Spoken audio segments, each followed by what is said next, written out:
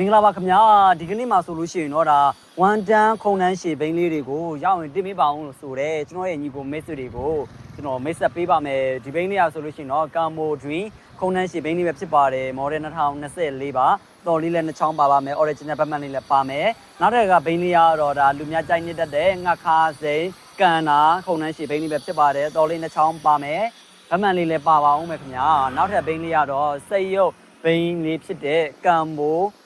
Y2K ဘိန်းလေးပဲဖြစ်ပါတယ်1တန်ဘိန်းလေးပါစီစားတက်တာတဲ့ဟိုတမူထူးကြတဲ့ဘိန်းလေးပဲဖြစ်ပါတယ်နောက်ထပ်ဘိန်းလေးကတော့ဒါကျွန်တော်တို့တရုတ်ဘိန်းတွေထဲမှာအယူသေးကောင်းမွန်ပြီးတော့လူကြိုက်လဲများတဲ့အခိုင်ခံဆုံးလေးဖြစ်တဲ့ဘိန်းလေးကတော့ဒယန်1တန် string 2လေးပဲဖြစ်ပါတယ်ဒီဘိန်းလေးကတော့ model 2020ပါခင်ဗျာနောက်ထပ်ဒီဘက်ကဘိန်းလေးကတော့ဒါကျွန်တော်တို့ဟိုးငယ်တုန်းကတည်းက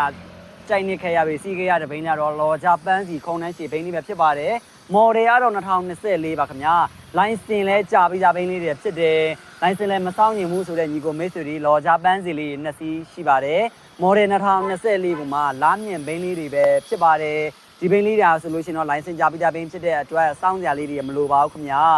တခါတည်းဝယ်တခါတည်းစီးအောင်ပါပဲကြည့်ရှိသူများအားလုံးလည်းစိတ်ချမ်းသာကိုယ်ကျန်းမာရှိကြပါစေလို့ဆုမွန်ကောင်းတောင်းရပါတယ်အားလုံးကိုလည်းကျေးဇူးအများကြီးတင်ရှိပါတယ်ခင်ဗျာ